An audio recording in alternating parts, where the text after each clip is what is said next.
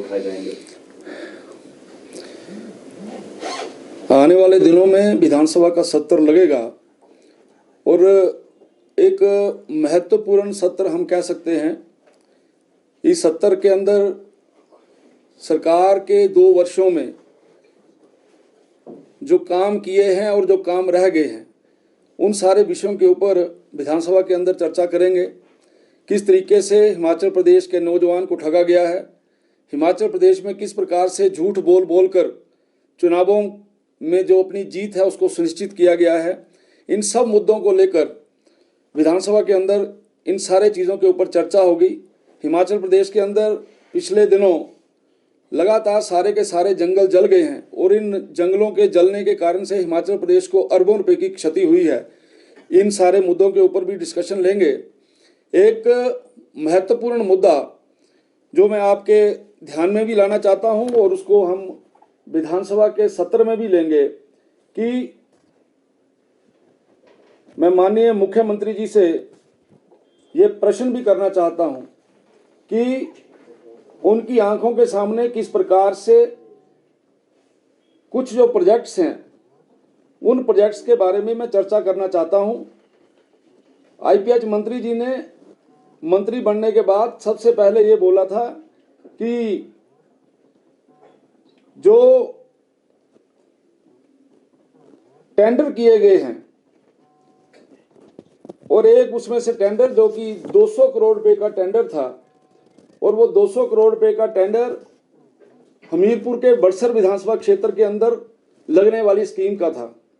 आपके ध्यान में रहे कि जिस समय वो डीपीआर बनाई गई थी तो उस डीपीआर में जो सोर्स है वो ब्यास सोर्स दिखाया गया था, जबकि बड़सर में ब्यास का जो सोर्स है वो ज़्यादा दूर है और सतलुज का जो सोर्स है वो क्लोज है।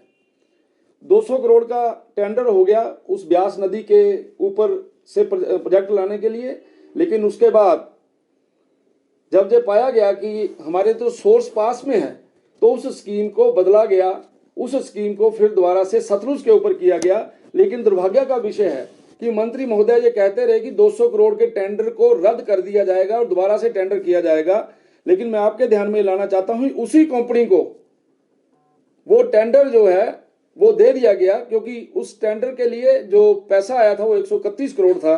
131 करोड़ की नई डीपीआर बना के उसी जो ठेकेदार है उसको वो टेंडर दे दिया गया।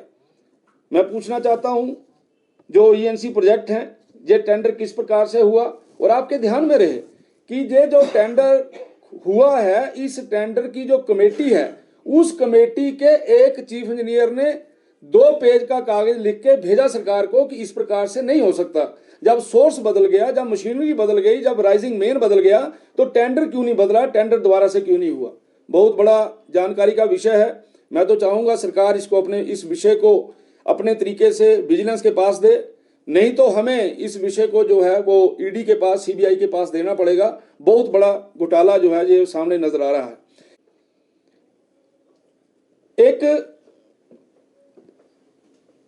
5 टाउन्स के लिए आपकी सैनिटेशन फैसिलिटी के लिए जो है वो टेंडर किए गए, और जब भी कभी टेंडर होता है तो टेक्निकली शब्द हैं, यानी उसमें टेक्निकल बिड और फाइनेंशियल बिड दोनों जो हैं वो टेंडर लगने से पहले ठेकेदार जमा कराता है। और ये सैनिटेशन के जो 5 टाउन्स का जो बना है उसमें जो ठेकेदार जो जिन्होंने पार्टिसिपेट किया है उनसे केवल और केवल टेक्निकल बिड मांगी गई, और जब वो टेक्निकल बिड मांगी गई तो उन 5 में से 2 की टेक्निकल बिड रिजेक्ट हो गई। टेक्निकल बिड 3 की बची, उन तीनों को मौका दिया गया कि अब आप फाइनेंशियल बिड डालो। मिलके तीनों ने वहां पे बंदर बांट करके अलग अलग से प्रोजेक्ट ले लिए।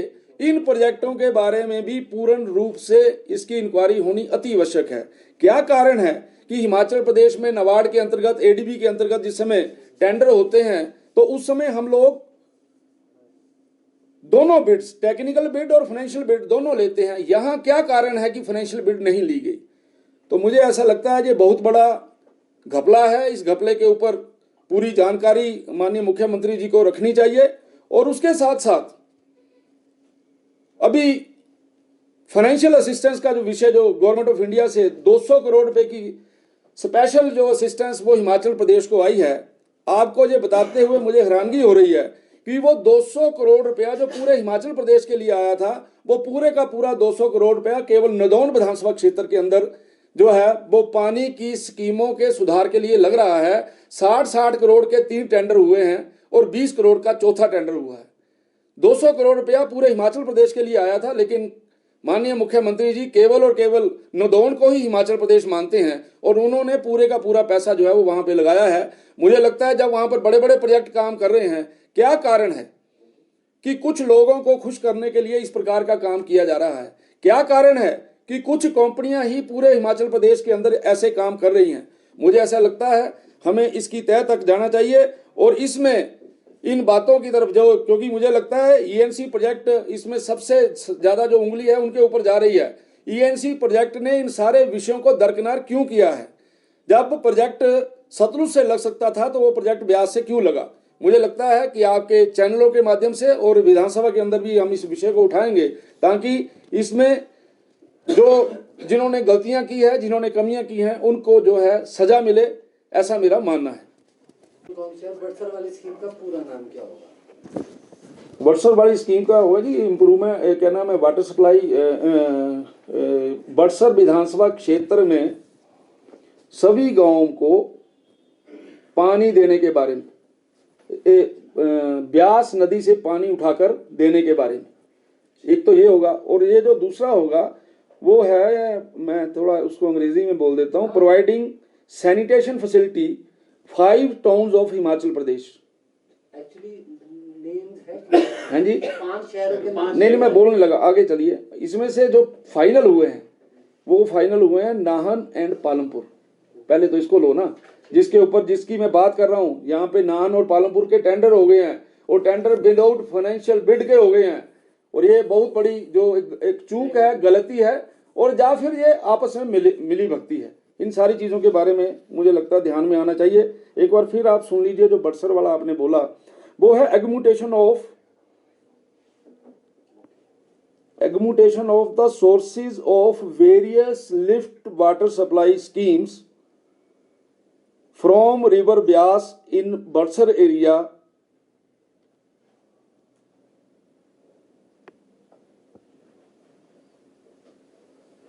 With the help of NDB, bank का नाम है।